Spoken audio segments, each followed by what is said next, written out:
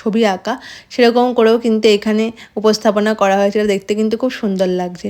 আর তারপরে দেখো এখানে কত রকমের মেনু আছে, তার সঙ্গে সব প্রাইসিংও করা আছে। তো আমরা আপাতত মেনু কার্ড দেখে মেন কোর্সের অর্ডারটা করে দিয়েছিলাম, আর তার সঙ্গে স্টার্টারের অর্ডারটাও করে দিয়েছিলাম। ফার্স্টেই কিন্তু আমপোড়ার শরবত নিয়েছিলাম, যেটা খেতে ছিল অসম্ভব সুন্দর একটা আমপোড়ার শরবতটা প্রথমবার আমি খেয়েছিলাম এখানে। আর তারপরে কিন্তু ফিশ ফ্রাই এর সঙ্গে কাসুন্দি। সিক্স বালিগঞ্জের ফিশ ফ্রাই নিয়ে কী বলবো, এখানে আমরা ওয়ান অফ দ্য বেস্ট লাগে। বিজলি হিলসে বলেছিলাম তোমাদের আরেকটা জায়গায় ফেভারিট, সেটা হচ্ছে এইখানে। তার সঙ্গে ছিল গন্ধরাজ চিকেন। তারপরে আমাদের স্টিম রাইস, ডাল, আলু ভাজা এগুলো খাওয়ার পর কিন্তু ছিল ডাব চিংড়ি, যেটা ছিল ভীষণ একটা টেস্টি খাবার এখানকার মেনুর মধ্যে। দেখতে পাচ্ছ ডাল আলু ভাজা খাওয়ার পরে তারপরেই কিন্তু চলে এসছে ইলিশ মাছ, মানে ইলিশ, সর্ষে ইলিশ ছিল এখানে। সর্ষে ইলিশ কার কার ভালো লাগে অবশ্যই কমেন্ট করে জানাও।